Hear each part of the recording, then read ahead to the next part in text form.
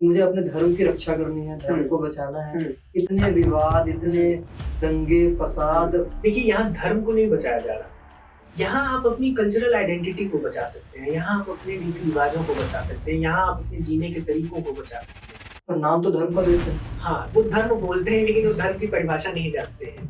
धर्म को बचाने की आवश्यकता नहीं है। साइंस क्या है कि हम एक मेथड से चीज़ों को समझेंगे और शायद उस चीज़ तक पहुंचेंगे। फिलॉसफी क्या है कि हम चीज़ों को ऑब्जर्व करके एक तर्क से, अनुमान से उस तक पहुंचेंगे। और दर्शन क्या है कि हम उस तक पहुँचें। आप कितना भी व्यथित हैं, आपके दिमाग में कितनी भी हलचल है, आपके दिमाग में कितने भी ढेर सारे थॉट्स हों, आपको उन्हें ऑब्जर्व करना है, आपको उनका प्रतिरोध नहीं करना है, आपको ज़बरदस्ती उनको हटाने का प्रयास नहीं करना है। क्योंकि हमारा मन इतना चंचल है कि आप उससे कुछ काम कराने जाएंगे, वो आपको और व्यथित करेगा। इसीलिए यदि कोई नास्तिक है तो वो भी आस्तिक ही है कि उसे इस बात पर आस्था है कि उसे दूसरी चीज़ पर आस्था नहीं है। अगर किसी का कोई भी पॉइंट ऑफ व्यू है और उससे मैं एग्री नहीं करता हूँ, तो मैं नास्तिक हूँ उस पॉइंट ऑफ व्यू। उस पॉइंट ऑफ व्यू के लिए आप नास्तिक हैं, आपकी आस्था नहीं है। कहीं इस पर ऐसा नहीं है कि ईश्वर को ना मानने वाला ही नास्तिक है, लेकिन चूंकि ये शब्द प्रायः इस चीज़ में प्रयुक्त किए गए हैं तो लोग ऐसा मानते हैं। हेलो, लाइफ हो तो ऐसी के इस एपिसोड में आपका बहुत बहुत स्वागत है। आज का ये एपिसोड बहुत खास होने वाला है क्योंकि आज हमारे साथ हैं विशाल चौरसिया जी। विशाल चौरसिया जी आईआईटी ग्रेजुएट हैं, शिक्षणम के फाउंडर हैं। शिक्षणम एक ऐसा प्लेटफॉर्म है जहाँ पे विशाल जी सनातन शास्त्रों को सिंप्लीफाई करके समझाते हैं। साथ ही साथ वह एक कंटेंट क्रिएटर भी हैं। आज के एपिसोड में हमने धर्म के बारे में बात की है कि धर्म सिर्फ रिलीजन नहीं है। साथ ही साथ दुखों के बारे में बात की है, वो जो हम कंप्लेन करते रहते हैं ना कि ज़िंदगी में बहुत दुख है। साथ ही साथ हमने दर्शन और फिलॉसफी को भी अच्छे से समझने की कोशिश की है। मुझे तो खैर उनसे बातचीत करके बहुत कुछ सीखने को मिला, बहुत कुछ समझने को मिला। उम्मीद है आपको भी मिलेगा। चलिए लेकर चलते हैं आपको विशाल जी के पास।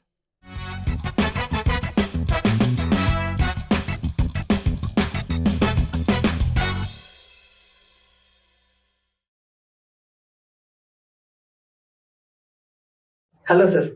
नमस्ते। सर, मैं आपके बारे में जब अच्छे से डिटेल में जानने की कोशिश कर रहा था, समझने की कोशिश कर रहा था, मैंने आपकी वीडियोस देखी। एक एक टॉपिक, इतना रिसर्च, इतना लॉजिकल। तो मैंने सोचा कि ये इंसान क्या है, मतलब कैसे इतना डीप लेवल पे स्टडी करके इतने सरल शब्दों में समझाया जा रहा है हर कॉन्सेप्ट को। तो वहां से मैं क्यूरियस हुआ। मैं अपने आप को बहुत लकी मान रहा हूँ कि आज आप मेरे सामने बैठे। अरे, बहुत बड़ी बात कह रहे हैं आप। Thank you so much for coming here. Sir, मैं आपकी जर्नी के बारे में जानना चाहूंगा। आप आईआईटी से हैं, राइट? फिर इतना शिफ्ट ऐसे क्यों? शिफ्ट तो नहीं कहेंगे हम, इसको शिफ्ट नहीं कहना चाहिए, इसको बल्कि कहना चाहिए कि अपनी तरफ आना। इसको ये नहीं कहेंगे कि अपने से दूर जा रहे हैं या आईटी है तो स्पिरिचुअलिटी की तरफ जा रहे हैं, बल्कि आप कुछ भी हो, आप अपनी ही तरफ आएंगे। एक समय ऐसा आएगा, चाहे 20s में हो, 30s में हो, कभी भी हो, कोई ना कोई ऐसा इंसिडेंट आपकी लाइफ में होता है जिसका आप एक्सप्लेनेशन बहुत सी चीजों से नहीं पाते हैं और फिर आप उस तरफ आ जाते हैं। इसमें मैंने कई बार और भी जगहों पर मैंने बात की है, लेकिन जैसे आपने प्रश्न किया है तो इसमें एक तो आपका एक स्वयं का एक सेल्फ होता है जो अगर आप सनातन की फिलॉसफी में मानते हैं तो जो बहुत जन्मों जन्मांतर से आ रहा है, उसके पीछे का अलग तर्क हम उस पर बात कर सकते हैं कि वो कितना सत्य है कितना नहीं है। लेकिन यदि जन्मों जन्मांतर से कुछ आ रहा है तो इस जीवन में क्या होने वाला है वो तो एक दूसरी चीज है, लेकिन एक सेल्फ आपका बहुत पहले से आया हुआ है। वो सेल्फ ऐसा है कि उसमें बहुत ढेर सारे प्रारब्ध हैं या फिर कर्म संस्कार हैं जो आपको किसी ना किसी चीज के प्रति कुछ इंक्लिनेशन रहता है। अब जैसे विराट कोहली, उनका इंक्लिनेशन था क्रिकेट की तरफ, अब वो क्रिकेट में इतना अच्छा कर ले गए कि आज उनसे अगर बोला जाए कि आप इतना सब कुछ कर लिए लेकिन यूएस के प्रेसिडेंट नहीं बने, तो वो ये कभी नहीं बोलेंगे कि उनको इस बात का कोई रिग्रेट है, क्योंकि उनकी जो फ्रीक्वेंसी थी इस दुनिया में, उस फ्रीक्वेंसी को उन्होंने एकदम हाई पे रियलाइज किया है। तो इसलिए जैसे यदि हम कहें कि हम शिफ्ट होते हैं तो शिफ्ट तो तब होते हैं जब हमें पता ही नहीं है कि हम कौन है या हमारी फ्रीक्वेंसी क्या है। मुझे बचपन से पता था मैं कौन हूँ। मुझे पता था कि मुझे क्रिएटिविटी पसंद है, मुझे पता था कि मुझे चीजों को और करीब से जानने में मुझे ज्यादा इंजॉयमेंट होता है। मतलब मैं अकेले कमरे में रह सकता हूँ, मैं पुस्तकों को पढ़ सकता हूँ, वो मेरे लिए वो बेस्ट है। उसके लिए अगर मैं ये सोचूं कि मुझे रेसलर बनना है या मुझे मैं स्पिरिचुअलिटी को ऐसे भी नहीं सोच रहा हूँ मुझे स्पिरिचुअलिटी करनी है। आजकल वेस्ट में ऐसा होता है कि लोग स्पिरिचुअलिटी को एज अ सब्जेक्ट देखते हैं, जबकि it's a part of your life, वो आप हो। तो अब बचपन से तो मुझे यही पता है। बचपन से मैं बहुत अर्ली, बहुत छोटा था जब मेरे पिता की मृत्यु हो गई, तो मैंने मृत्यु को भी नजदीक से देखा है। उस समय मैंने उस चीज को उतने अच्छे से डाइजेस्ट शायद नहीं किया कि बाद में उसको देख कर बहुत सी चीजों को मैंने सोचना प्रारंभ किया कि लोग आते हैं, लोग जाते हैं। बहुत से ऐसे फिक्शनल थॉट्स भी आते थे। कभी कभी ऐसे लगता था, मैं पैटर्न देखता था, मैं अपने क्लास में उन बच्चों को देखता था जिनके पिता नहीं है, मैं स्कूल में उन बच्चों को देखता था जिनके पिता नहीं है, और उनसे कनेक्ट करने की सोचता था। मैंने वो लिस्ट बनाई थी पेज में, उन सारे सेलिब्रिटीज की, उन सारे सक्सेसफुल पीपल जो लोग हैं जिनके पिता नहीं है। और मुझे कहीं ऐसा लगता था, क्या पिता का ना होना आपको सक्सेसफुल बनाता है? क्या इसके पीछे कोई स्पिरिचुअलिटी है? ये सब थॉट फिक्शनल हो सकते हैं, बच्चे के अपने मन के एक तरह से वहम भ्रम हो सकता है, लेकिन ये थॉट कहीं ना कहीं किसी दर्शन, किसी फिलोसफी की तरफ बढ़ा रहे थे। अब क्या होता है कि एक जीवन की सच्चाई भी होती है। अब जीवन की सच्चाई ये है कि जैसे आपके पिता की मृत्यु होती है, आपके जो भाई हैं उनकी पढ़ाई छूटती है, आपकी माता जो घर से कभी बाहर नहीं निकली, कभी कदम नहीं निकाली, उनको जगह जगह जाना पड़ा काम करने के लिए।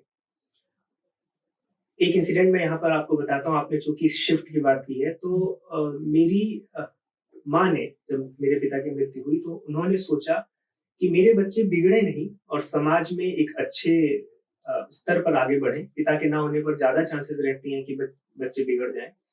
तो मेरी माँ ने सोचा कि चलो ये हाई स्कूल कर लेंगे, बहुत ज्यादा मैं पढ़ा नहीं पाऊंगी, तो हो सकता है कि इनको मैं कोई कोर्स करा दूं छोटा मोटा, कि थोड़ा इलेक्ट्रॉनिक का काम सीख गए, या फिर जैसे होता है ना कैसेट, मतलब उस समय जो भी आपके हाथ में एक हुनर आ जाए और आप किसी दुकान पे काम कर सको। तो उन्होंने कोर्स, उसमें चूंकि कंप्यूटर्स भारत में एक नई तरह की रिवोल्यूशन आई थी, और उस समय MS ऑफिस हुआ, एक्सेल हुआ, ये सब सीखने का बहुत तेजी से बढ़ रहा था, बहुत कोचिंग्स खुल रही थी। तो उसी में एक बच्चा आया मेरे पड़ोस का। उस बच्चे ने मेरी मम्मी को बताया कि यदि आपका बच्चा, अगर विशाल चाहे, तो उस इंस्टीट्यूट में मैं उनका करा दूंगा कम से कम रुपए में। तो जो फीस 15,000 की थी, उसने 4 से 5,000 में मेरी करा दी। अब देखिए इसके पीछे क्या है। उस बच्चे ने क्यों कराया? क्योंकि वो रेफरल के उससे आया था कि तुम अगर 2 बच्चों को लेके आओगे तो मैं तुम्हें लैपटॉप दूंगा। उस इंस्टीट्यूट ने, मैं जब गया तो मुझसे भी यही बोला गया कि तुम 2 और बच्चों को लाओगे तो लैपटॉप दूंगा। मेरी माँ से बोला गया था, आपके बच्चे को 3 महीने पे लैपटॉप देंगे ही देंगे। तो मेरी माँ ने सोचा, लैपटॉप मिले ना मिले, मेरे बच्चे को हुनर आ जाएगा, वो सीखेगा। मैं 2-3 दिन गया, वहां कुछ पढ़ाई नहीं होती थी, और मुझे लैपटॉप मिलने की तो वो मुझे साजिश पता ही चल गई थी। तो मैंने माँ से अपनी बोला कि मम्मी, मैं हाई स्कूल के बाद मैं अपनी पढ़ाई में मेहनत करना चाहता हूँ। कोचिंग में आप इतनी मेहनत से, वो 200 रुपए पे एक स्कूल में काम करती थी पर महीना, पर डे नहीं, प्रति माह 200 रुपए। 200 रुपए वो मुझे फीस दे देती थी कोचिंग के लिए, मैथमेटिक्स की हो या फिर आपकी फिजिक्स की हो। तो मैं ये कहता था, जब आप इतनी मेहनत कर रहे हो, पूरा पैसा मेरी इसमें लग रहा है, मैं वहां नहीं जाऊंगा जहां पर झूठ बोला जा रहा है, मैं अपनी पढ़ाई करता हूँ, आगे देखते हैं क्या होता है। तो मेरी माँ मान गई। अब चूंकि मेरी माँ ने बचपन में जितना भी पैसा बटोरा था, वो 5,000 उस इंस्टीट्यूट में दिया था। मेरी माँ, वो इंस्टीट्यूट था लगभग 7-8 किलोमीटर दूर था, डेली हर दूसरे तीसरे दिन पैदल जाती थी पैसा मांगने की, मेरा वापस कर दीजिए, मेरा बेटा नहीं पढ़ रहा है। तो कभी 100 रुपए दिया, कभी 50 दिया, कभी लौटा दिया। तो ऐसे उन्होंने लगातार 1 साल किया है कि जाना आना, 8 किलोमीटर जाना, 8-9 किलोमीटर वापस आना, कभी 50 रुपए मिलना, कभी 100 रुपए मिलना। तो इस प्रकार से बचपन बीता है, इस प्रकार से हमने दुखों को नजदीक से देखा है। तो मैंने तो एक इंसिडेंट बताया, ऐसे बहुत से इंसिडेंट है जो मेरी लाइफ में हुए हैं। तो उस समय मुझे समझ में आया कि अभी जो जीवन है, वो जो जीवन मिला है, उसमें कुछ अच्छा करना है पहले, उसके लिए कुछ भी करना पड़े। उसके लिए मैं बहुत बहुत चीजें की हैं।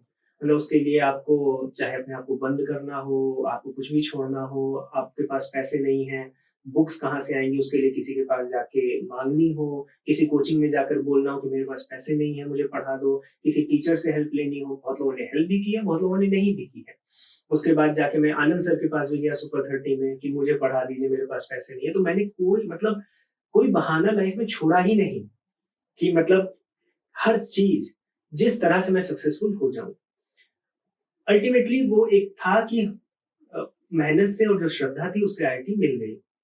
मैं कभी किसी कोचिंग में नहीं गया। कानपुर में मैं गया था अपने दोस्त के पास, उस दोस्त ने मुझे बुलाया था कि मुझे पढ़ा दो और मैं तुम्हें अपने घर पे रखूंगा, पैसे की कोई बात नहीं है, गाँव से खाना आ जाता है और मैं तुम्हारा रेंट दे दूंगा। मैंने कहा ठीक है। उसको ये लग रहा था कि ये मतलब तेज है, ये आके मुझे पढ़ा देगा, तो जो मुझे कोचिंग में समझ नहीं आता है तो ये मुझे समझा देंगे। अब मैं उनको समझाता था, पढ़ाता था, उसके बाद जो मुझे समय मिलता था तो उसके आई कार्ड पर मैं जाता था दूसरे की कोचिंग में, चुपके से घुस जाता था और वहां पर जो समझता था वापस आता। तो ऐसे मैंने 1.5 महीने किया, फिर मुझे समझ में आया कि होगा नहीं, क्योंकि आईआईटी जैसा पेपर, आईएएस जैसा पेपर जो होता है उसमें आपको 100% देना है। अब आप इसी में आपका समय लगा हुआ है कि हम पढ़ेंगे कैसे, कहाँ से मटेरियल मिलेगा, कहाँ से गाइडेंस मिलेगी। तो मैंने कहा ईश्वर पे अपना रखा कि अब मैं बैठ के जो भी मेरे पास पुस्तकें हैं मैं उनको पढ़ूंगा, और उससे फिर मेरा हो गया। लेकिन आईआईटी हो गई, आईआईटी में गए, आईआईटी में बहुत सी चीजें, बहुत ढेर सारी चीजें सीखने को मिली जो शायद मैं कहीं और सीख पाता। बहुत ढेर सारे बहुत इंटेलिजेंट बच्चों से मिला, उनके विजन को देखा। तो वहां जब पढ़ने के बाद अब लोगों को लग सकता है कि आईआईटी करने के बाद आपको जीवन के प्रति इतना रुझान कैसे आया, आप कैसे स्पिरिचुअलिटी में आ गए, या फिर आपने फिलॉसफी पर इतना क्यों काम किया। तो कोई भी चीज प्रकृति में अचानक नहीं होती, ये आपको अचानक लगती है कि रातों रात ये हो गया, लेकिन प्रकृति का नियम ही नहीं है ऐसा। प्रकृति में अगर कोई भी व्यक्ति कोई भी काम कर रहा है, उसके पीछे कम से कम 10 से 15 साल 20 साल की छोटी छोटी चीजें जो हुई हैं, तब व्यक्ति में वो बदलाव आया है। तो ऐसा नहीं कि आईआईटी गए और मैंने कॉर्पोरेट वर्ल्ड में भी जॉब किया है और अचानक से ऐसा हुआ कि सडन शिफ्ट हुआ और हिंदू सनातन धर्म की बात करने लगे या फिर दर्शनों की बात करने लगे। उसके पीछे जीवन में बहुत ढेर सारे ऐसे इंसिडेंट हुए थे जिसका एक्सप्लेनेशन आपको साइंस से नहीं मिलेगा। मतलब साइंस और जो आपकी एक सोशल स्टडी है उससे आप चीजें समझ सकते हैं एक कुछ हद तक, लेकिन कहीं ना कहीं आपका जो सेल्फ है, जो चीजें एक्सपीरियंस कर रहा है, और उसके पीछे का जो साइंस है, जो स्पिरिचुअलिटी है, जो दर्शनों में, जो फिलॉसफी में बात होती है, तो उसके प्रति ज्यादा रुझान होने लगा खुद को समझने के लिए कि क्यों होती हैं चीजें, क्यों दुख होते हैं, क्यों इससे गुजरना पड़ता है, क्यों कुछ लोग कम समय के लिए गुजरते हैं। मतलब बहुत से ऐसे प्रश्न थे, मृत्यु के बाद क्या होता है। तो अब इसमें क्या होता है, बहुत थिन लाइन होती है, या तो आप ऑकल्ट में पड़ जाओ या फिर आप, हो सकता है वो भी सच होता हूँ। मैं किसी भी विद्या या किसी भी उसको तब तक नहीं निकालता जब तक मैं स्वयं एक्सपीरियंस ना किया हूँ। लेकिन फिर भी एक रैशनल पॉइंट ऑफ व्यू से आप आईआईटी से आ रहे हो, आपके पास एक लॉजिकल पॉइंट ऑफ व्यू है चीजों का, और उस लॉजिकल पॉइंट ऑफ व्यू में भी ना बंधते हुए, क्योंकि क्या होता है कुछ लोग बहुत रैशनल हो जाते हैं और बाद में पता चलता है कि रैशनैलिटी का भी कहीं एंड है, वो दिखता है लेकिन लोग मानने के लिए तैयार नहीं होते। तो वहां से फिर चीजों को जब मैंने समझना शुरू किया, पुस्तकें पढ़ने शुरू की, मैंने पॉपुलर साइंसेस भी पढ़े, इन चीजों पर बात, क्योंकि क्या होता है कि आप एकेडमिया में जाएंगे तो बहुत हार्डकोर चीजें हैं, लेकिन उससे जो फिलोसॉफिकल कॉन्सिक्वेंसेस निकल रहे हैं, जो फिलोसफी डेवलप हो रही है, उसको पढ़ना शुरू किया। उससे पता चला कि भारत का जो एक दर्शन का इतिहास है वो बहुत गहरा है, उसमें बहुत ढेर सारा काम हुआ है, उन कामों को पढ़ना प्रारंभ किया। तो इसमें पढ़ते पढ़ते बहुत सी चीजें ऐसी थी कि जो समझ में आने लगी, जिन पर वीडियोस बनाने लगा और वो लोगों को भी पसंद आने लगी। जिस प्रकार से मैं, क्योंकि मुझे प्रारंभ में कठिनाई होती थी तो मुझे भी लगा कि दूसरों को भी ऐसे ही होगी, क्योंकि जब मैं विष्णु पुराण को लेकर बैठा, क्योंकि विष्णु पुराण ही सबसे पहले आपको घर में पुराण मिल जाते हैं, तो विष्णु पुराण के सृष्टि प्रकरण को जब पढ़ने बैठा और उसके एक पेज को पढ़ा और मुझे समझ में ही नहीं आया कि इसमें अब अव्यक्त क्या है, व्यक्त क्या है, इसमें पुरुष क्या है, प्रकृति क्या है, इसमें अधिष्ठाता कौन है, ये क्या शब्द है, उनको समझने बैठा तो मुझे लगा कि इसमें ज्ञान है ग्रंथों में, और ये ज्ञान जनमानस तक चूंकि सुलभ इसलिए नहीं है, लोग इसको बस बांध कर रख रहे हैं, श्रद्धा बहुत है लेकिन ज्ञान को समझ नहीं रहे हैं। उस पर जो मेहनत मैं कर चुका हूँ, अब यदि मैं उसका सरलीकरण करके प्रस्तुत कर पाता हूँ वो बहुत अच्छा होगा।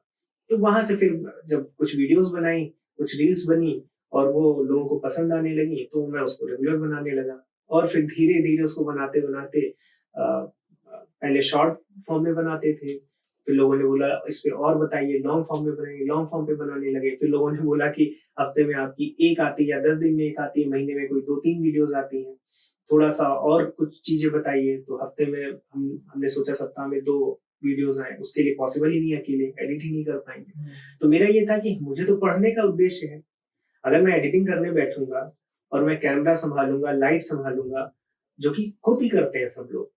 लेकिन एक समय ऐसा है कि मुझे पढ़ना है, मुझे रोज उठ के 1 घंटे 2 घंटे पढ़ना है। तो पहले यही था कि अब जब वीडियोस बनने लगी हैं तो पढ़ना ना समाप्त हो, तो इसके लिए फिर टीम बिल्ड होती है। टीम बिल्ड होती है तो 4 चीजें और हम कर पाते हैं। और आज ऐसा समय आ गया है कि आप जीविका भी चला सकते हैं। तो मैंने जॉब छोड़ दी।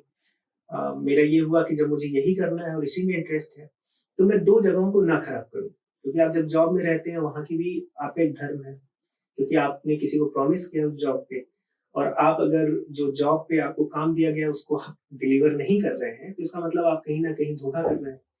तो इसलिए मैं कहा कि 2 नावों में पैर मैंने कभी नहीं रखा है। इनफैक्ट आईआईटी का भी पेपर दिया तो मैंने कभी ये नहीं सोचा कि मैं ट्रिपल ई का भी दे देता हूँ, यूपीटीयू का भी दे देता हूँ, तो आईआईटी नहीं होगा तो इसमें चला जाऊंगा उसमें। ऐसा नहीं था मेरा ये था मुझे आईआईटी जानी है या तो फिर जो भगवान कराए। तो आईआईटी का पेपर दिया, हो या ना हो। ऐसे इसमें भी था मेरा, मुझे एक चीज करनी है, मुझे ग्रंथों को पढ़ना है, दर्शनों को पढ़ना है, उसको लोगों को तक पहुंचाना है। तो उसमें ये नहीं सोचा फिर कि जॉब छोड़ दूंगा तो क्या होगा क्या नहीं होगा। तो अब यही है, जो चीज आ गई दिमाग में और उसमें लगना है। तो ऐसे आया, मतलब जो मैंने उत्तर दिया उसमें आपको ये समझ में आ रहा होगा कि चीजें हुई हैं और ये कोई सडन शिफ्ट नहीं है। और ये मेरे लिए बहुत, मतलब मैं इसका ईश्वर को भी मैं इसके लिए बहुत आभार व्यक्त करूंगा, क्योंकि मुझे नहीं लगता है कि मैं कॉर्पोरेट में रहकर या आईआईटी के बाद या जो भी चीजें कर रहा था कभी सेल्फ रियलाइजेशन की तरफ बढ़ता। लेकिन इस तरह से कभी उपनिषदों को पढ़ने का मन करने लगे या इस तरह से, ऐसा कभी नहीं होता। और वो जो हुआ है कि जो जीवन में ये चीजें हुई और उसकी वजह से मैं उपनिषदों और इनकी तरफ बढ़ा हूँ, वो मुझे लग रहा है मेरे जीवन में बहुत अच्छी चीज हुई है। इससे जीवन में सुधार बहुत हुआ है। Inspiring journey sir. और जो सबसे पहला सेंटेंस ही आपने बताया कि शिफ्ट नहीं बोल सकते हैं, इसको करीब आना बोलते हैं। इसको करीब आना ही बोलेंगे। जी जी। उसके अलावा आपने भी सुना होगा सर, हम अक्सर सुनते हैं कि काफी सारे परिवार में, काफी घरों में ऐसा बोला जाता है कि तुम पढ़ नहीं रहे हो, लेकिन तुम बाहर निकल कर देखो, दुनिया में बहुत सारे स्टूडेंट्स ऐसे हैं जिसके पास सुविधाएं नहीं है, स्ट्रगल करता है और वो बहुत अच्छा कर जाता है, and you are one of them sir.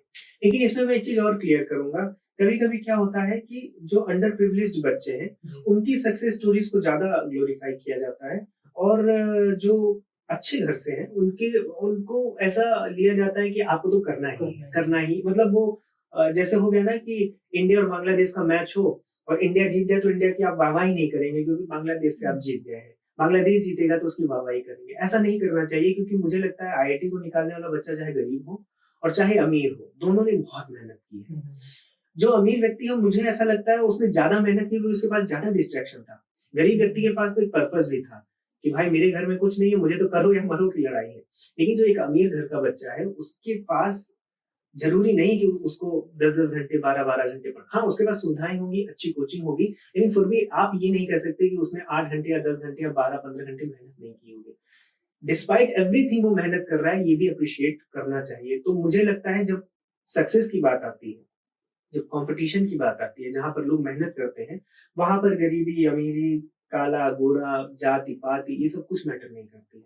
वहां पर सिर्फ और सिर्फ मेहनत मैटर करती है। तो अंडर प्रिविलेज बच्चे करते हैं, बहुत अच्छा लगता है। प्रिविलेज बच्चे भी करते हैं तो वो भी बहुत मेहनत से करते हैं, क्योंकि मैंने अपने घर में भी देखा, मेरे घर में भी, मैं नहीं कहूंगा कि मेरे परिवार में बहुत आईआईटीएंस हैं, लेकिन मेरे घर में भी जो लोग हैं वो वेल ऑफ फैमिली से थे। लेकिन ऐसा नहीं है कि वेल ऑफ फैमिली से है तो क्योंकि आईआईटी की सीट आप खरीद लोगे नहीं, तो वो मेहनत जो है वो आपको करनी ही पड़ेगी। तो उसके लिए आपको वो अभ्यास और वो वैराग्य चाहिए ही, आप चाहे कितने भी अमीर हो, खासकर अगर वो टैलेंट बेस्ड है। बाकी चीजें ठीक है, बाकी चीजें आपके माता पिता आपके लिए कर सकते हैं, लेकिन स्पोर्ट्स पर्सन का बेटा ऐसा नहीं बन सकता है कि मेरे पिता सचिन तेंदुलकर हैं तो मैं भी, उसके लिए मेहनत है। तो बहुत सी ऐसी फील्ड्स हैं जहां पर आपको मेहनत पे ही होगा, आप चाहे गरीब हो या अमीर हो कोई फर्क पड़ता नहीं है। ये बहुत इम्पोर्टेंट है। अभी आपने बताया कि जैसे आप जॉब कर रहे होते हैं तो आपका वहां पे भी एक धर्म है। धर्म वर्ड को मैं थोड़ा सा आपसे समझना चाहूंगा, हाँ। कि धर्म क्या सिर्फ रिलीजन है? क्योंकि एक परसेप्शन है धर्म रिलीजन, मेरा ये धर्म, हाँ वो जनरल बोलचाल की भाषा में ऐसा है। मैं आपसे समझना चाहूंगा सर। धर्म को समझना, धर्म को ही सब समझ रहे हैं, जितने ऋषि मुनि हैं उन्होंने धर्म पर ही बात की है। धर्म को पहले तो मैं इसको पहले व्याकरण के दृष्टिकोण से समझाऊंगा, फिर इसको कैसे इसका विकास इसमें हुआ है, क्योंकि आज धर्म का जो स्वरूप है कुछ और हो सकता है। अलग अलग पंथों में, अलग अलग दर्शनों में धर्म के विषय में अलग अलग दिया गया है, लेकिन जो धर्म का मूलतः अर्थ निकलता है वो ध्री धातु है। संस्कृत में ध्री धातु से धर्म बना है। अब ध्री धातु क्या है? ध्री धातु का अर्थ होता है जो धारण करे। जैसे आप सुने होंगे कि पृथ्वी को धरित्री कहा जाता है, जिससे हिंदी में धरती आया है। धरित्री का मतलब क्या है? जो धारण करे। हम यहाँ पर सब लोग तभी बैठ पाए हैं जब इस धरती माँ ने हमें धारण किया है। अगर ये धरती ना होती तो हमारे पास कोई धारण करने का मतलब ये हो गया सपोर्ट सिस्टम, किसी ने सपोर्ट किया है। आप कोई भी रचना करें, चाहे आप पेंटिंग बनाएं, चाहे आप बच्चा कुछ लिखता है, तो कुछ ना कुछ ऐसा जरूर होगा जो सपोर्ट करता हो। जैसे स्लेट है और आप चौक से लिखते हैं, तो जो आप लिखते हैं तो स्लेट क्या है? वो धर्म है। जैसे कि आप चाहे मंदिर बना लो, मस्जिद बना लो, गिरजाघर बना लो, आप गुरुद्वारा बना लो, लेकिन धरती नहीं होगी तो कैसे बनाएंगे? तो धर्म धरती है। तो धर्म वो सपोर्टर है जो पूरी इस एग्जिस्टेंस को सपोर्ट करता है। अब धर्म सपोर्ट करता है, इसको अलग अलग धर्मों में, मतलब पंथों में या फिर अलग अलग सिविलाइजेशन में अलग अलग चीजें कही गई। जैसे आप चाइना में जाएंगे तो वहां पर टाओ कहा गया। वहां पर ये बोला गया कि जो धर्म है, मतलब कि जो सपोर्टर है, पूरा जो खेल चल रहा है, तो ये कहीं ना कहीं तो इसको कोई सपोर्ट कर रहा है, उसको टाओ बोला। हमारे यहाँ पे सनातन धर्म में धर्म बोला गया, बौद्ध धर्म में धम्म बोला गया, जैन धर्म में भी धर्म बोला गया। तो धर्म ये है।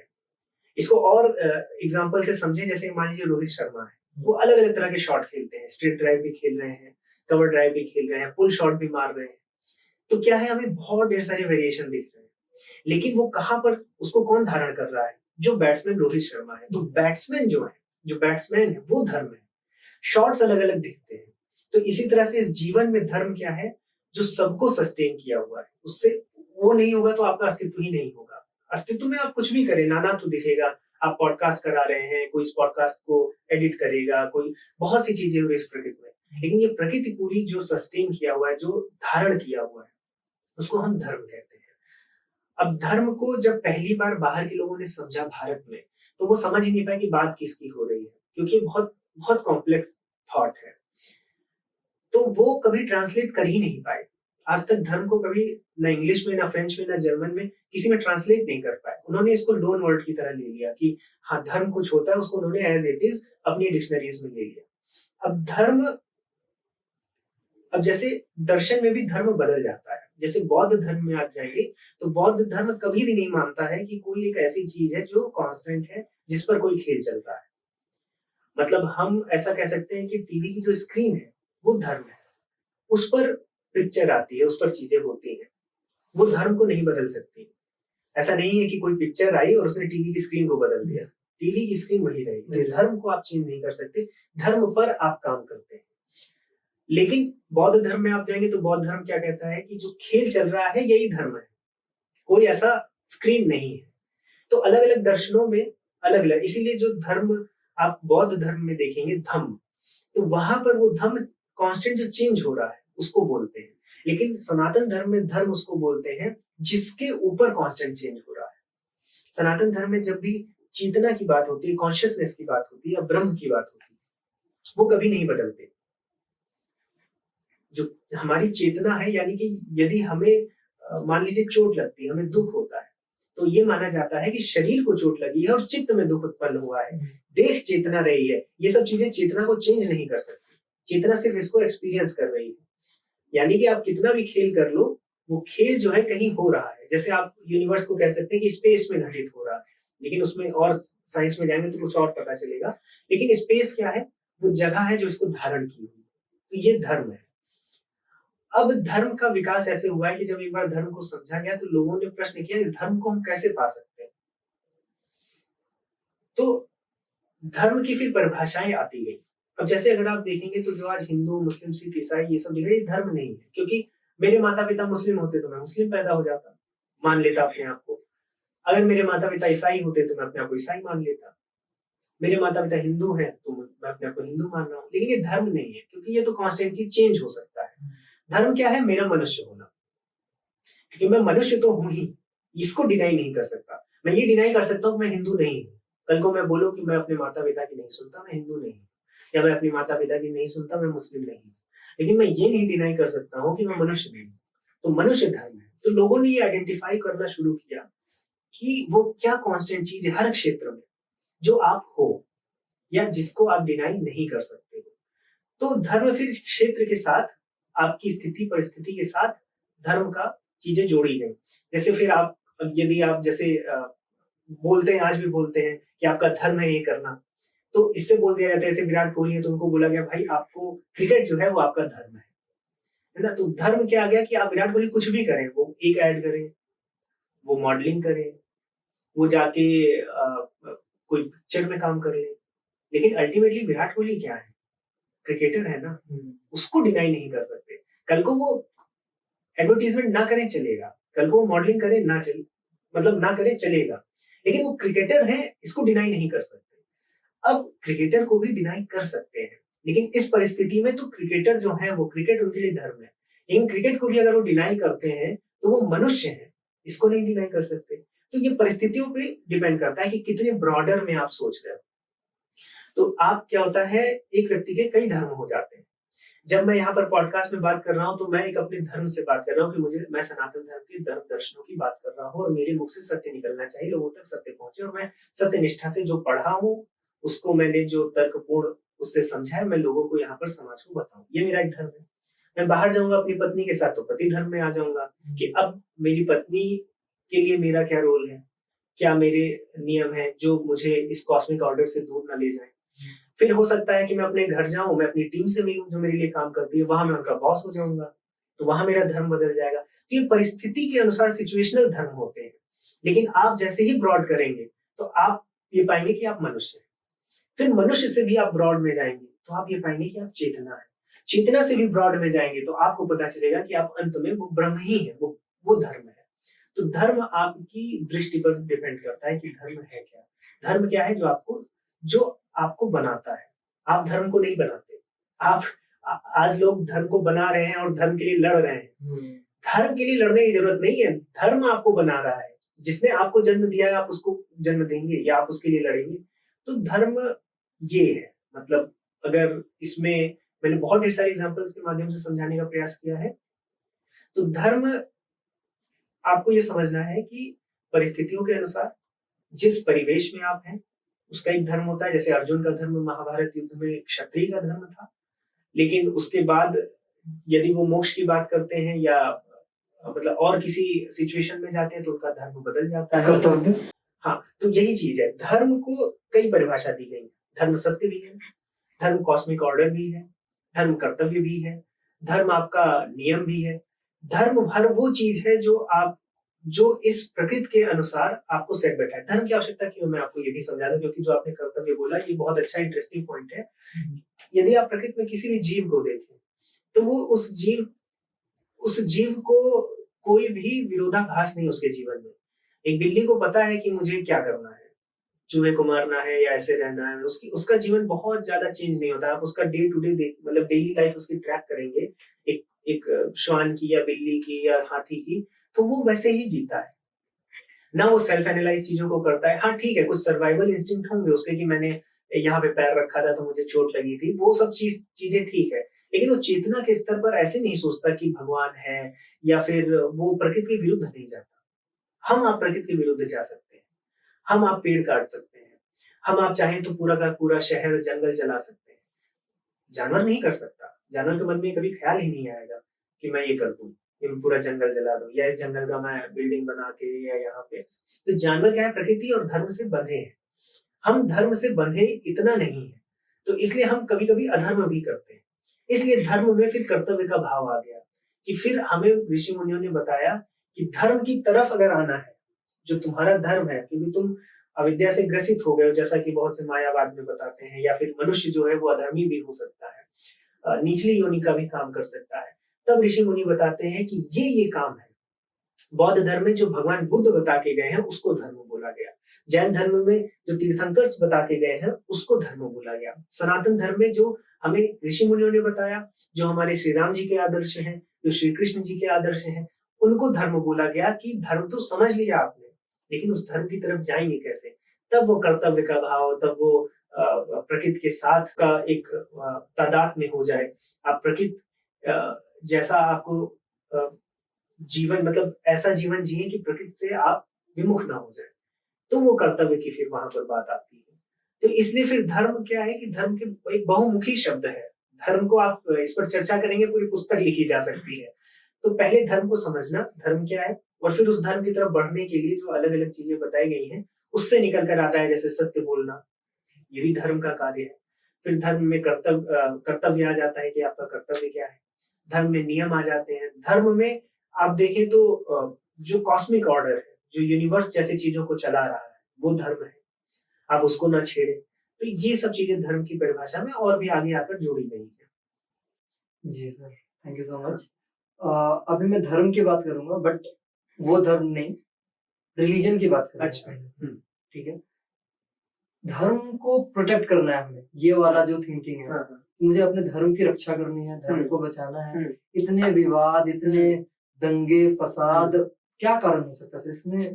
देखिए, यहाँ धर्म को नहीं बचाया जा रहा, यहाँ आप अपनी कल्चरल आइडेंटिटी को बचा सकते हैं, यहाँ आप अपने रीति रिवाजों को बचा सकते हैं, यहाँ आप अपने जीने के तरीकों को बचा सकते हैं। पर नाम तो धर्म का देते हैं। हाँ, वो धर्म बोलते हैं, लेकिन वो धर्म की परिभाषा नहीं जानते हैं। धर्म को बचाने की आवश्यकता नहीं है। धर्म तो तब भी था जब मनुष्य पैदा नहीं हुआ। धर्म तो तब भी था जब यूनिवर्स बनना प्रारंभ हुआ होगा, क्योंकि यूनिवर्स जब बन रहा है, जब हम बोल ही रहे हैं कि वो सबस्ट्रेटम है जिसके ऊपर चीजें, सारी घटनाएं हो रही हैं, तो सबस्ट्रेटम था, तो उस सबस्ट्रेटम पर, उस चीज पर चीजें हुई हैं। तो धर्म तो हमेशा था, इसीलिए इसको हम सनातन या शाश्वत धर्म कहते हैं। हमने, लोग बोलते हैं आपके धर्म का नाम ही नहीं है। नाम कैसे होगा? क्योंकि नाम गुण तो तब आते हैं जब वस्तु बन जाती है, जब उसका ज्ञान हो जाता है। वो तो जब अनादि काल से है, आदि से है, और उसका अंत ही नहीं पता है, इसलिए हम उसको नाम नहीं बोल सकते। हम उसका एक विशेषण या फिर एक गुण बोल सकते हैं, इसलिए हम उसको सनातन या शाश्वत धर्म कहते हैं। तो धर्म के लिए कोई लड़ नहीं सकता, क्योंकि धर्म से आप हो, आप उसके लिए क्या लड़ोगे? धर्म आपका नाश कर देगा, धर्म तो प्रलय भी लाएगा। तो धर्म के लिए आप क्या करेंगे? हाँ, आपकी जितनी भी लड़ाई होती है वो आपकी कल्चरल आइडेंटिटी पे होती है, वो आपकी बनी बनाई बातों पे होती है, वो आपके और भी जो ह्यूमन इंस्टिंक्ट्स हैं, बिहेवियरल इंस्टिंक्ट्स हैं, या आपको कोई टेरिटरी हथियानी है, या आप मतलब जितने भी एक पशु व्यवहार है उस पर लड़ाई। जैसे पशु क्या होता है? पशु किस किन चीजों के लिए लड़ते हैं? खाने के लिए लड़ते हैं एक दूसरे से, टेरिटरी के लिए लड़ते हैं एक दूसरे से, महिलाओं के लिए लड़ते हैं एक दूसरे से। तो वो जो ये जो लड़ाई है ना, ये पशु प्रवृत्ति है। ये मनुष्य अगर करता है तो ये पशु की तरह व्यवहार कर रहा है। धर्म के लिए अगर कोई बोलता है कि मैं लड़ रहा हूँ, कभी कभी मुझे भी मैसेजेस आते हैं कि आप धर्म के लिए जो कार्य कर रहे हैं वो बहुत श्रेष्ठ है, धर्म, हाँ, हिंदू धर्म को आप बचा कर रहे हैं। मैं पहला व्यक्ति, मैं कहाँ से हिंदू धर्म को बचाने लायक कोई योद्धा हूँ? मैं स्वयं धर्म से हूँ सर। मेरे पहले कितने लोग आए और कितने लोग आने वाले हैं। तो ये बिल्कुल गलत है कि कोई व्यक्ति धर्म को बचा सकता है। धर्म हमेशा हर जगह रहता है, और धर्म सत्य है। सत्य से जो चलेगा वो धर्म को वैसे भी रियलाइज करेगा। आपको उसको भगवत गीता और उसको ऋग्वेद या फिर उसको बौद्ध धर्म के ग्रंथ या जैन धर्म के ग्रंथ नहीं पढ़ाने की जरूरत है। यदि व्यक्ति सत्य से चल रहा है और जीवन उसको सच्चाई के मार्ग पे चला रहा है, तो वो स्वयं ही रियलाइज कर लेगा। भगवान बुद्ध के पहले सनातन धर्म था, लेकिन भगवान बुद्ध ने जो मार्ग चुना और जिससे उनको रियलाइजेशन हुआ, वो सत्य के मार्ग पर चलकर हुआ। हमारे धर्म में जिन भी ऋषियों को मोक्ष मिला, वो ऐसा नहीं है कि उनको किसी ने एकदम बैठा के एकदम पढ़ाया था कि ऐसे ही करोगे तो मोक्ष मिलेगा। वो जीवन की सच्चाई और उसको परत दर परत खोलते गए, और उसके बाद उस तक वो पहुंचे हैं। तो धर्म के लिए विवाद नहीं, और धर्म के नाम पर जो यदि कोई विवाद कर रहा है तो वो हास्यास्पद है। क्योंकि चलिए, ये तो मैं किनारे कर दूं, ये तो लॉजिकल और फिलोसॉफिकल पॉइंट ऑफ व्यू से मैंने बता दिया कि धर्म तो वो है ही नहीं जिसके लिए वो लोग लड़ रहे हैं।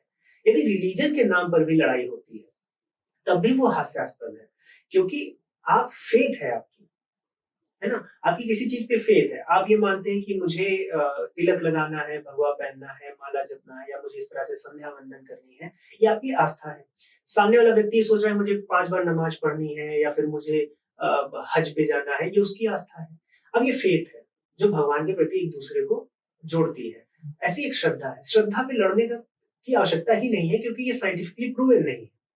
ये तो नहीं प्रूवन है कि यदि आप प्रेयर करेंगे तो आप 100% वो चीज मिल जाएगी। आप उसको दर्शन पर मतलब दर्शन के स्तर पर आप उसको समझ सकते हैं कि हाँ, सब कुछ चूंकि ईश्वर है, मैं भी ईश्वर हूँ, तो जब मैं ईश्वर से मांगता हूँ तो मैं खुद से ही मांग रहा हूँ। तो जब मैं बार बार उसका चिंतन करता हूँ तो मैं खुद से ही वो चीज बार बार मांग रहा हूँ। तो जब मैं लगातार चिंतन करूंगा किसी चीज का तो मैं वो चीज पा ही जाऊंगा।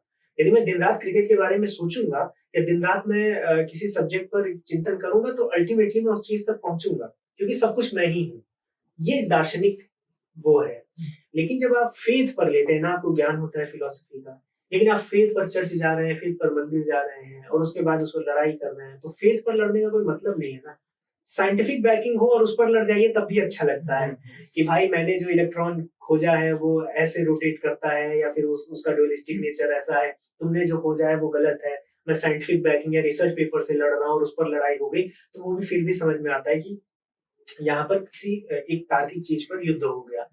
आप युद्ध उस बात पर कर रहे हो जिस पर आपने केवल और केवल विश्वास किया है। तो जब आपने विश्वास किया है तो सामने वाले ने भी किया है, तो आप जब अपने विश्वास की रिस्पेक्ट करते हो तो उसके विश्वास की भी रिस्पेक्ट करो, और इसमें युद्ध या ऐसा कोई विचार उठना नहीं चाहिए। तो आपने जो प्रश्न किया उसमें दोनों चीजें हैं। पहली बात तो वो धर्म पर नहीं लड़ रहे हैं, वो अपनी विचारों पर, अपनी सामाजिक, आर्थिक और जो एजेंडाज हैं, जो उनकी कल्चरल। अब यदि युद्ध हुआ, ऐसा नहीं है कि मैं नहीं कहूंगा कि छत्रपति शिवाजी महाराज ने लड़ाई लड़ी हिंदू धर्म के लिए, बिल्कुल, लेकिन वो आइडेंटिटी के लिए, वो जो हमारी हेरिटेज है, जो हमारा कल्चर है, उसके लिए। आप ये नहीं कह सकते कि सनातन धर्म जिंदा रहे इसलिए, क्योंकि धर्म तो है ही, धर्म से ही छत्रपति शिवाजी महाराज या महाराणा प्रताप है। लेकिन उन्होंने भारत की अखंडता के लिए लड़ाई की है, उन्होंने उस भूभाग के लिए लड़ाई की, उन्होंने हमारी कल्चरल आइडेंटिटी, हमारा जो रीति रिवाज है, जैसे हम सोचते हैं, जैसे हमारा विज्ञान है, जैसा हमारा गुरुकुल का सिस्टम रहा है, इनके लिए लड़ाई की गई। तो जब इनके लिए लड़ाई की गई तो आप ये बोल सकते हैं कि हम उस थॉट प्रोसेस के लिए लड़े हैं जो हमारे ऋषि मुनियों ने बनाया है। लेकिन धर्म के लिए लड़ाई कोई नहीं लड़ सकता है। धर्म ऑल टुगेदर एक डिफरेंट कॉन्सेप्ट है। ओके, हमने अभी कॉन्शियसनेस की बात करी थी। हाँ। आपने बताया था कॉन्शियसनेस वर्ड यूज किया था। तो एक मैं छोटी सी कहानी सुनाता हूँ। कहानी क्या, यही मेरा सवाल है कि एक इंसान है, उसको ये पता है कि जो भी है ये मेरी बॉडी है, क्योंकि चोट लगती है तो मुझे दर्द होता है। उसे किसी ने बताया कि देखो तुम्हारा माइंड तुम्हारी बॉडी को कंट्रोल करता है, तो तुम बॉडी नहीं हो, तुम माइंड हो। ठीक है। कुछ समय बाद उसको किसी ने बताया कि देखो स्पिरिचुअलिटी में आओ, तुम समझोगे कि तुम आत्मा हो, तो तुम सोल हो। फिर आगे चलकर कॉन्शियसनेस आ गया। अब वो इंसान बहुत कंफ्यूज है, तो उसका कंफ्यूजन थोड़ा दूर कीजिए। ये होता है, अक्सर होता है, और विशेषकर क्या होता है कि बहुत से ऐसे शब्द होते हैं जो इंटरचेंज करके भी बहुत से धर्मग्रंथों में उपयोग कर लिए गए हैं, या फिर बहुत से लोगों ने जब अपने वक्तव्य दिए हैं तो उन्होंने ऐसा मिक्स कर दिया है कि बहुत अच्छे से समझ में नहीं आता है। देखिए, एक स्तर बनाया गया है परमात्मा से लेकर इस शरीर का, इस शरीर की क्रियाओं तक। दर्शनों में सबसे जो निम्न स्तर पर है वो हमारी इंद्रियां हैं। इंद्रियों के आगे किसी को नहीं रखा गया है। इंद्रियां मतलब जो हमें इंफॉर्मेशन लाकर दे रही हैं, और जिन इंफॉर्मेशन को लेकर हम कुछ अपने हाथ पैर से क्रिया करते हैं, ये सबसे निम्न स्तर पर हमारे व्यवहार है। इनको हम इंद्रियां या शरीर कहते हैं, या हम इंद्रियों का संघात कहते हैं कि इंद्रियां आपस में जुड़ी और ये शरीर बन गया। अब इसमें अलग अलग दर्शन है। बहुत से लोग ये मानते हैं कि इंद्रियां आपस में, यानी हमारे अंग आपस में जुड़े और ये जो शरीर बना है इसी से आत्मा ने जन्म लिया है। कोई आत्मा दूसरी चीज नहीं है। आत्मा मतलब चेतना, कोई दूसरी चीज नहीं।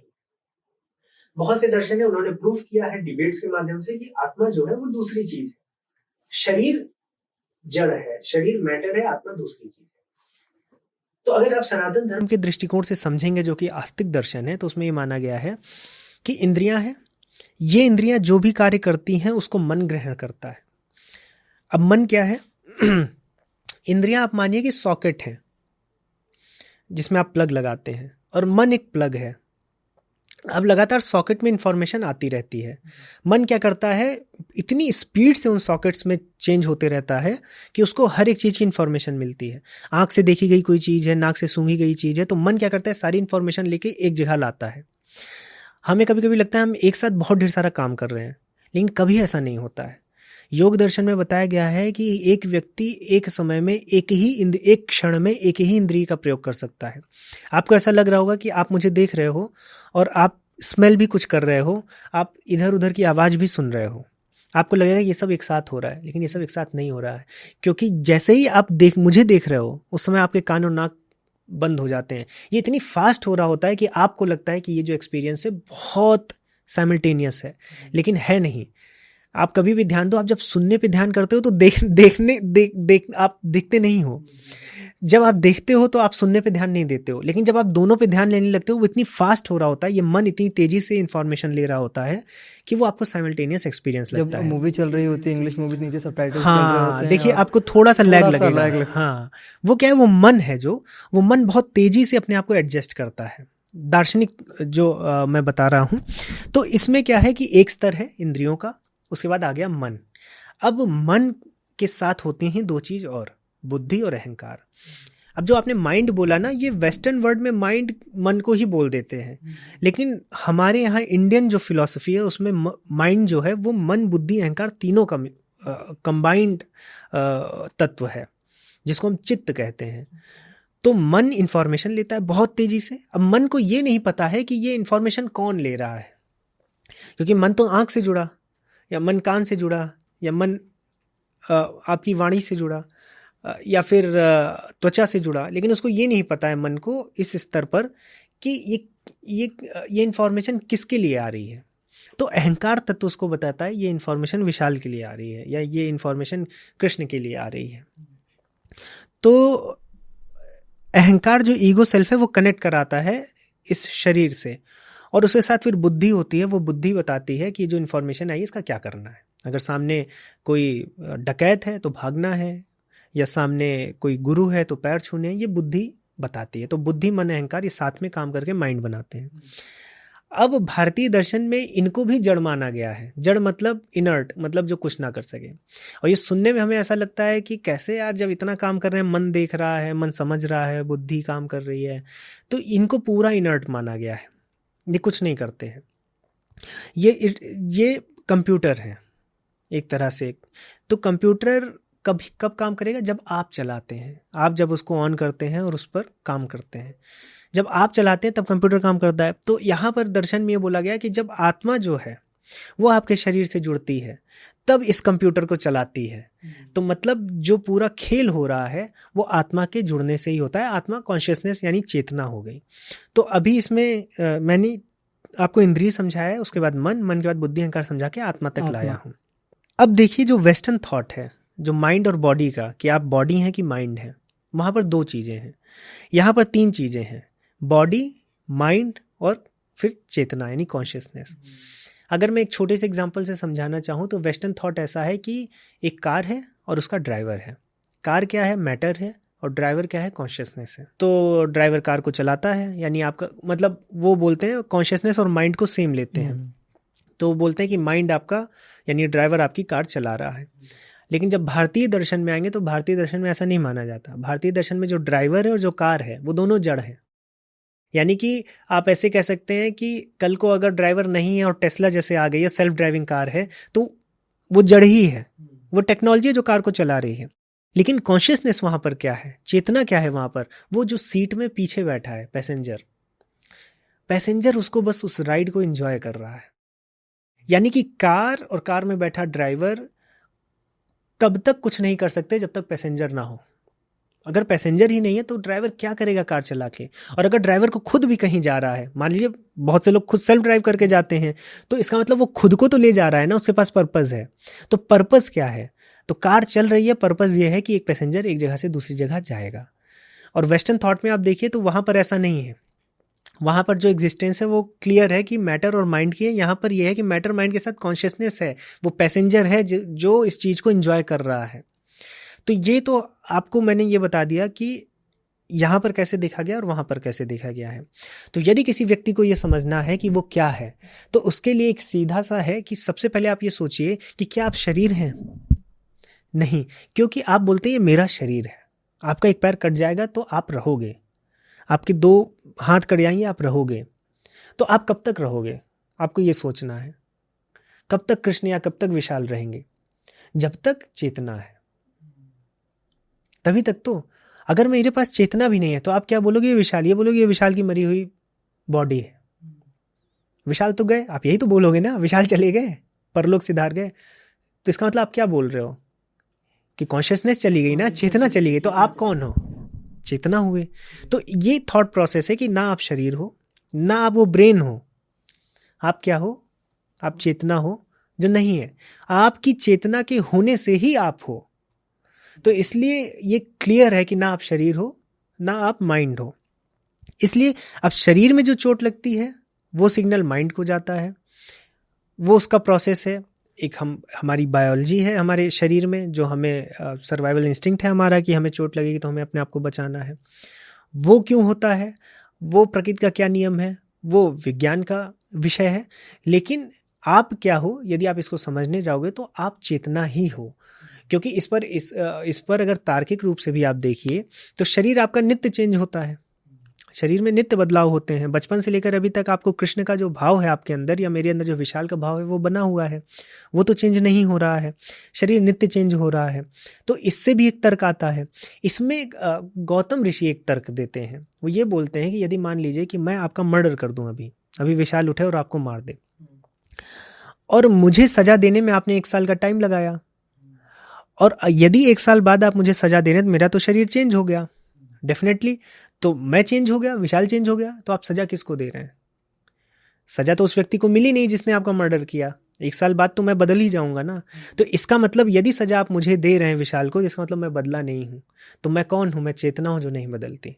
तो इसलिए बहुत ढेर सारे तर्क आपको, शास्त्रार्थ आपको हमारे दर्शनों में मिलेंगे, जो आपको उस तरह, हो सकता है कि इस तर्क का भी कुछ काटे निकले।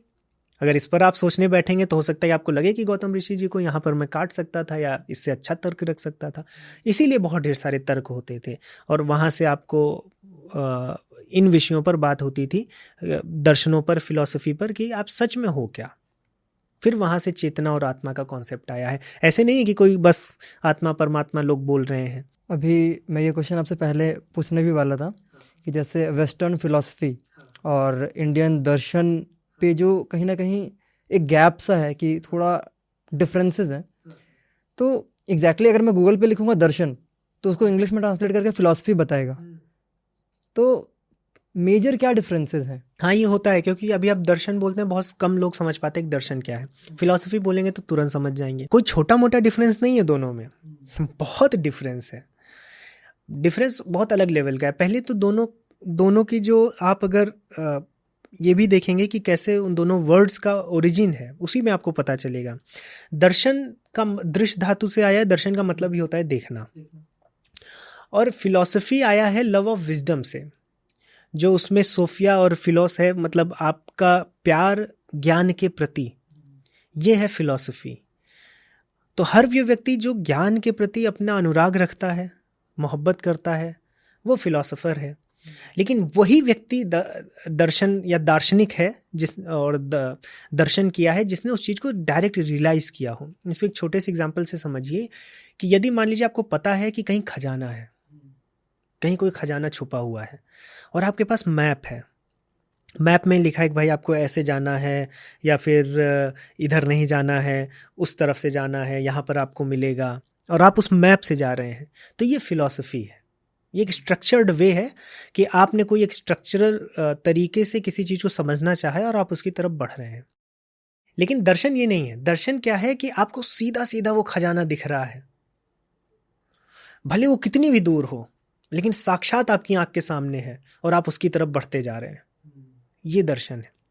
दर्शन आपका थियरी पे नहीं रुकता।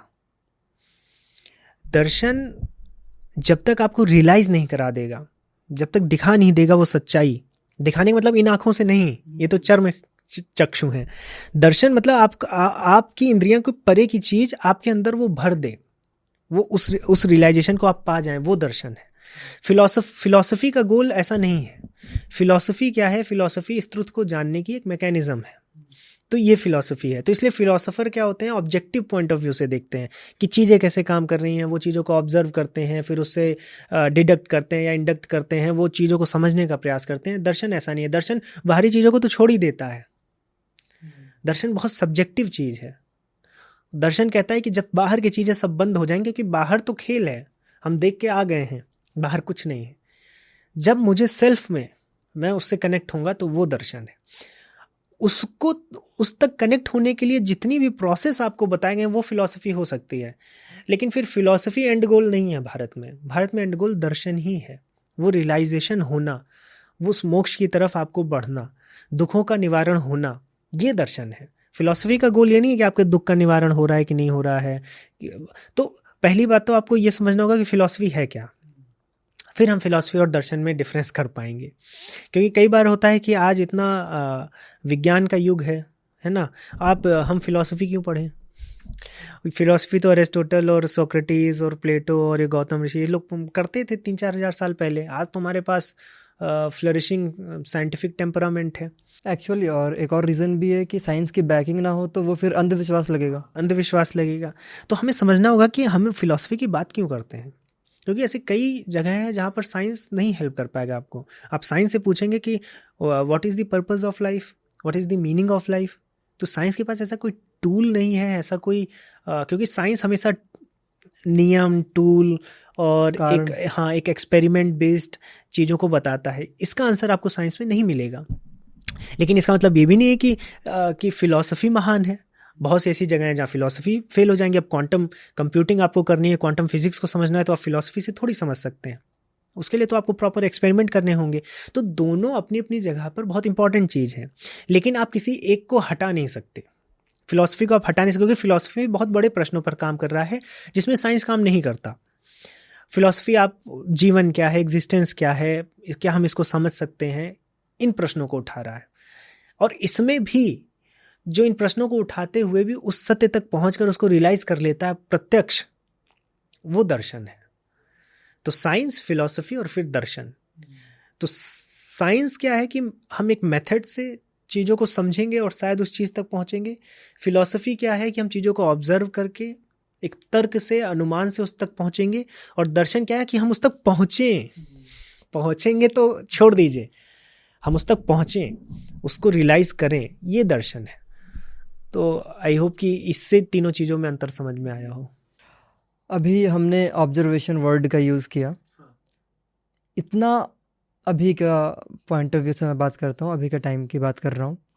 पेस वर्ल्ड बोलते हैं, बहुत रफ्तार से चल रही है दुनिया। इस पेस वर्ल्ड में ऑब्जर्व करना कितना इंपॉर्टेंट है, ऑब्जर्वेशन कितना इंपॉर्टेंट है। बड़े बड़े लोग कहा गया, मेडिटेशन के टाइम पे भी बोलते हैं कि थॉट्स को ऑब्जर्व करना सीखो।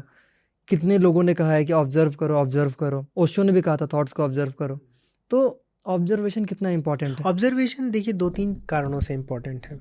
अभी आप देखिए महेंद्र सिंह, मैं बहुत ढेर सारे क्रिकेट के एग्जांपल लेता हूँ, क्योंकि मैं क्रिकेट का फ़ैन भी हूँ और मैं उससे जोड़ता भी हूँ। बहुत सी चीज़ें मुझे समझ में भी आती। गेम्स जो स्पोर्ट्स होते हैं उसमें बहुत सी चीज़ सीखने को होती है, क्योंकि आप 90 मिनट में उतार चढ़ाव सब देखते हैं। और एक स्पोर्ट्स पर्सन डेली लाइफ में जीत रहा है, हार रहा है। हम जीवन में भी यही होता है, हमारे जीवन में थोड़ा टाइम लगता है। हम 5 साल में जीतते हारते हैं, 10 साल में जीतते हारते हैं। अब जैसे महेंद्र सिंह धोनी क्या बोला जाता है कि वो अल्ट्रा अवेयर हैं, उनकी जो क्रिकेटिंग सेंस है बहुत हाई लेवल पे है ना। तो वो क्यों? क्योंकि वो अवेयर है, वो ऑब्जर्व करते हैं, वो सिचुएशन से परेशान नहीं होते, सिचुएशन उन पे हावी नहीं होती, क्योंकि उन्होंने वो हर चीज़ ऑब्जर्व कर रहे हैं जो दूसरा ऑब्जर्व नहीं कर रहा है। कभी भी हमारे दर्शनों में आजकल भले बहुत से लोग बोलें कि जब आपके बहुत थॉट आए तो उनसे फाइट करनी है या ये, हमारे दर्शनों में ऐसा नहीं है। आप कितना भी व्यथित हैं, आपके दिमाग में कितनी भी हलचल है, आपके दिमाग में कितने भी ढेर सारे थॉट्स हों, आपको उन्हें ऑब्जर्व करना है, आपको उनका प्रतिरोध नहीं करना है, आपको ज़बरदस्ती उनको हटाने का प्रयास नहीं करना है। क्योंकि हमारा मन इतना चंचल है कि आप उससे कुछ काम कराने जाएंगे वो आपको और व्यथित करेगा। जितने आप देर चीज़ों को ऑब्जर्व करेंगे, होने दें, लेट देम फ्लो, होने दें, वो अपने आप सबसाइड करेंगे, वो अपने आप ख़त्म होंगे। इसीलिए बोला था कि आप ऑब्जर्व करें। जब आप चीज़ों को रुक कर देखते हैं तो चीज़ों की आप ब्यूटी समझ पाते हैं, तब चीज़ों का आप औचित्य भी समझ पाते हैं। फास्ट पेस लाइफ में क्या है कि आप कहीं ना कहीं, जैसे आज फास्ट पेस लाइफ का सबसे बड़ा एग्जांपल है रील्स, कि आप बस दिखते जा रहे हैं, इमोशनल उथल पुथल आपके दिमाग में हो रही है। आप आधे घंटे 1 घंटे अगर कितनी भी रील देख लें, कितनी भी, मैं कह रहा हूँ कि प्रोडक्टिव रील्स देख लें, लेकिन आप कुछ सीखेंगे नहीं बहुत ज़्यादा, क्योंकि आपके अंदर वो माइंड आपका उस तरह से प्रिपेयर नहीं होता है चीज़ों को ग्रैस्प करने के लिए। जब आप अपने आप को पहले खाली करते हैं। जैसे एक्टर्स होते हैं ना, पहले अपने आप को खाली करते हैं तब वो एक्ट कर पाते हैं। वो जिस जगह से आ रहे हैं और अचानक से उनको किरदार दिया जाए, जैसे मान लीजिए कोई एक एक्टर है जो दिन भर में 3 मूवी की एक्टिंग करना है, तो हर बार उनको अपने आप को खाली करना पड़ेगा। ये नहीं कि सुबह पुलिस बने हैं, फिर जब आए हैं तो यहाँ पर चोर बने हैं, तो फिर बैंकर बने हैं और खटाखट कर रहे हैं, ऐसे होगा ही नहीं। उनको हर बार अपने आप को खाली कर, और खाली करने के लिए आपको बैठकर चीज़ों को ऑब्जर्व करके धीरे धीरे हटाना पड़ेगा। तो इसीलिए ऑब्जर्वेशन की बहुत ज़्यादा इंपॉर्टेंस है कि जब आप चीज़ों को ऑब्जर्व करते हैं, जैसे चीज़ें हो रही हैं, तो आप अवेयर होते हैं, और जब आप अवेयर होते हैं तो आप मतलब सही डिसीज़न ले पाते हैं। और सबसे अच्छी बात यह है कि आपका माइंड जो है कम से कम थॉट में रहे। ज़्यादा से ज़्यादा थॉट में रहेगा तो इसका मतलब आप बहुत फास्ट, जैसे आपने पेस की बात की, आप बहुत फास्ट पेस से आगे जा रहे हैं, और फिर आपका जो कॉन्सेंट्रेशन है वो उतना नहीं रहता है। इसीलिए योग दर्शन में भी जब बात की गई है, आलंबन की बात की गई है कि यदि ये महर्षि पतंजलि जी भी जानते थे कि आप शून्य होना एक किसी मनुष्य के लिए आम बात नहीं है, विचार शून्य होना, तो उन्होंने आलंबन का एक एग्जाम्पल दिया कि आप आलंबन का मतलब थोड़ा सा, आलंबन का मतलब ये हो गया कि जैसे मान लीजिए कि आप कपड़ा टांगते हैं तो खूंटी आलंबन है। अच्छा। मतलब जिस पर आपका दिमाग टंग जाए, वो एक चीज, बस एक चीज भी अगर आप टंग गई तो उस एक से आप 0 पे आ जाएंगे, चाहे उसमें समय लगे, लेकिन पहले 1 तक तो आना है। तो वो 1 तक आने के लिए भी ऐसा है कि आपको अपने आप को अवेयर करके उस तक पहुंचना है। यदि आप अवेयर नहीं तो आप फंसते जाएंगे इधर उधर। इसीलिए ऑब्जर्वेशन के लिए बहुत इंपॉर्टेंस रखी गई है। दर्शन के पॉइंट ऑफ व्यू से अगर मैं बात करूं तो 2 वर्ड्स हैं, तो इन दोनों का एक्चुअल मीनिंग क्या होता है? पहला वर्ड है आस्तिक, दूसरा है नास्तिक। इन जनरल अगर पूछूं, भगवान में मानते हो तो आस्तिक, नहीं मानते हो तो नास्तिक। दर्शन पॉइंट ऑफ व्यू से सेम है? नहीं, दर्शन पॉइंट ऑफ व्यू से, इसका व्याकरण पॉइंट ऑफ व्यू से तो आपको आस्तिक और नास्तिक शब्दों को समझना पड़ेगा। इसकी व्युत्पत्ति किस प्रकार से हुई है इस पर मैं और रिसर्च करके आपसे कभी शेयर करूंगा। लेकिन आस्तिक नास्तिक का केवल इतना अर्थ नहीं है। आस्तिक अर्थ आस्था से बना है कि आप आस्था रखते हैं किसी पे, और नास्तिक कोई नया मतलब अलग से वर्ड नहीं है, वो आस्तिक से जुड़ा हुआ है। कोई व्यक्ति तब तक नास्तिक नहीं हो सकता जब तक उसको पता नहीं हो कि आस्था क्या है। यदि मुझे पता ही नहीं है कि आस्था क्या है तो मैं उस पर नास्तिक कैसे हो सकता हूँ, है ना। जब मुझे पता है कि ये वेद है, इस पर लोगों की आस्था है, और मैं बोलूँ इस पर मेरी आस्था नहीं है, तभी तो मैं नास्तिक हूँ। कोई नास्तिक ऐसे नहीं बन सकता। तो नास्तिकता के लिए आपको आस्तिकता के विषय में पता होना चाहिए। इसीलिए यदि कोई व्यक्ति नास्तिक है तो वो भी आस्तिक ही है, कि उसे इस बात पर आस्था है कि उसे दूसरी चीज पर आस्था नहीं है। तो नास्तिक कोई अलग से सिंगल एंटिटी या एग्जिस्टेंस नहीं, मतलब उसका एग्जिस्टेंस हो ही नहीं सकता है जब तक उसको आस्था के विषय में ना पता हो। हाँ, जब मुझे पता चल जाए कि इस पर लोग आस्था करते हैं और मैं बोलूँ कि इस पर मेरी आस्था नहीं है, तब मैं नास्तिक हूँ। अब ये ईश्वर से जरूरी नहीं है कि ईश्वर से जुड़ा हुआ है। कहीं इस पर ऐसा नहीं है कि ईश्वर को ना मानने वाला ही नास्तिक है, लेकिन चूंकि ये शब्द प्रायः इस चीज में प्रयुक्त किए गए हैं तो लोग ऐसा मानते हैं। ये शब्द इसलिए भी प्रयुक्त किए गए हैं कि जिनकी वेदों में आस्था नहीं है वो नास्तिक है। पहले हो सकता है कई ढेर सारे ग्रंथ ऐसे रहे हों जिनमें, और ऐसा हमारा कैटेगराइजेशन भी है दर्शनों का, कि जो वेदों की सर्वोच्चता को नहीं मानते वो नास्तिक हैं। उसमें तो ऐसा नहीं बोला जा रहा कि जो श्री कृष्ण या राम को नहीं मानते वो नास्तिक हैं। तो ये आस्तिक और नास्तिक की परिभाषा परिप्रेक्ष्य में बदल जाती है। यदि कोई साइंटिफिक एक्सपेरिमेंट है उसमें बिलीव नहीं करता, या मैं थ्योरी ऑफ एवोल्यूशन में मान लीजिए कोई व्यक्ति है जो बिलीव नहीं करता है, तो हम बोल सकते हैं कि वो थ्योरी ऑफ एवोल्यूशन का नास्तिक है ना। लेकिन उसके लिए पहले पता तो होना चाहिए कि आस्था किस पर रखी जा रही है। मेरे पॉडकास्ट पे वंदना शर्मा जी आई थी, वो बोलती हैं कि जब आप विवाह करेंगे, जब आपकी पत्नी होगी तभी तो डाइवोर्स दे पाएंगे, डाइवोर्स कैसे देंगे। तो इसके लिए आपको पता होना चाहिए ना कि आपकी आस्था है कि नहीं, मतलब आस्था का एक आलंबन होना चाहिए, तब आप कह सकते हैं कि मेरी आस्था नहीं है, नास्तिक हो सकते हैं। ये सिर्फ ईश्वर को लेकर के नहीं है ये सिर्फ ईश्वर को, हाँ प्रायः हम आस्तिक नास्तिक की बात, हाँ, लेकिन जब आप इंग्लिश में जाएंगे, थीज्म और एथिज्म की बात करेंगे, तब वो धर्म और ईश्वर से जुड़ी बात है।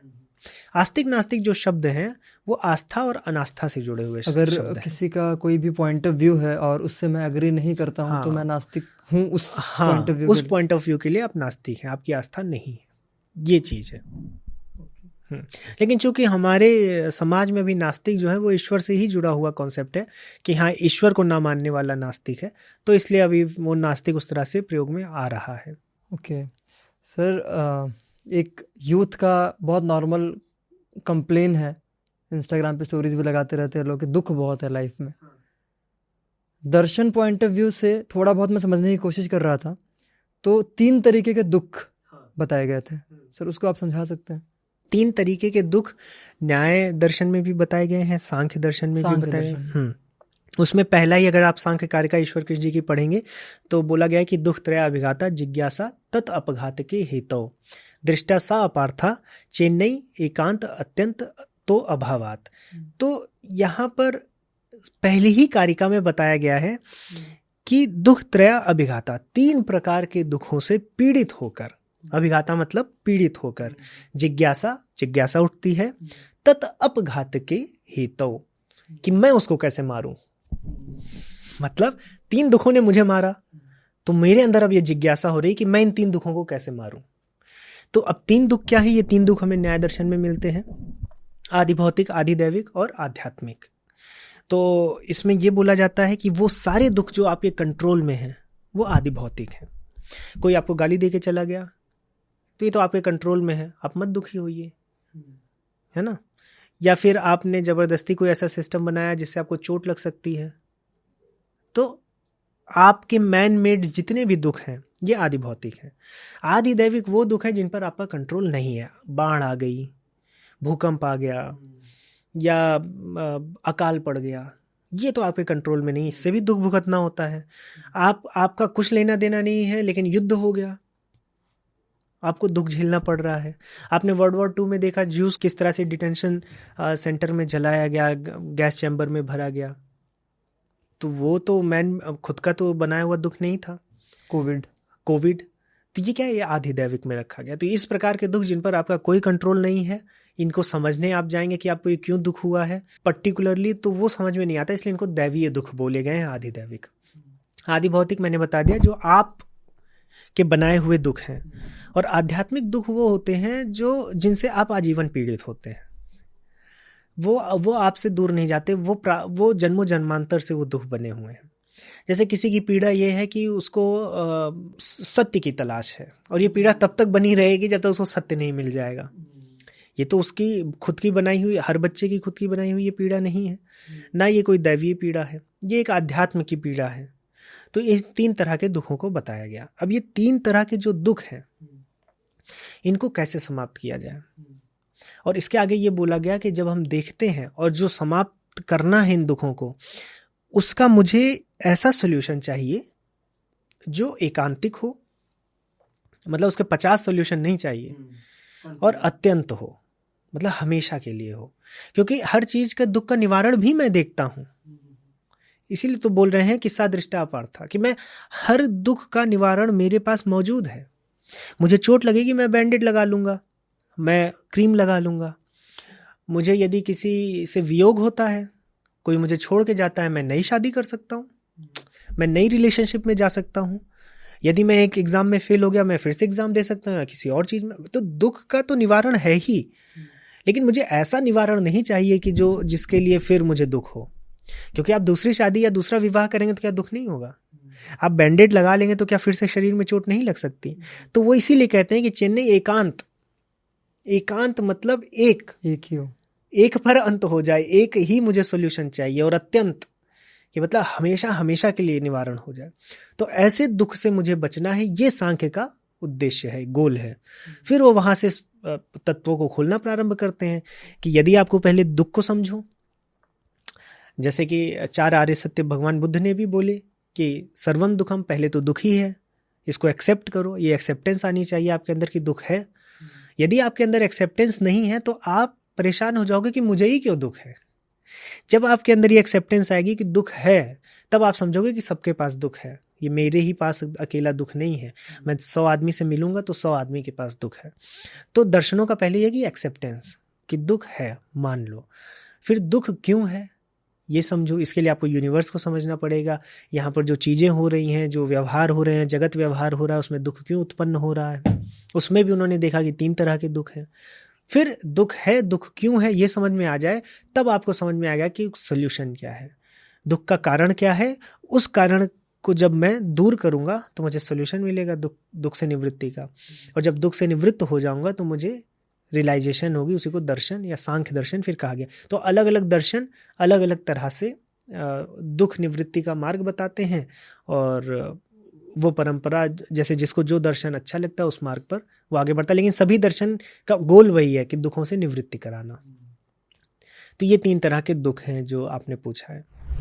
विशाल चौरसिया जी के साथ हमारी बातचीत का यह था पार्ट 1, जहाँ पर विशाल जी ने अपनी पर्सनल लाइफ जर्नी शेयर की है। साथ ही साथ उन्होंने धर्मों के बारे में बताया, दर्शन और फिलॉसफी को भी अच्छे से समझाया है।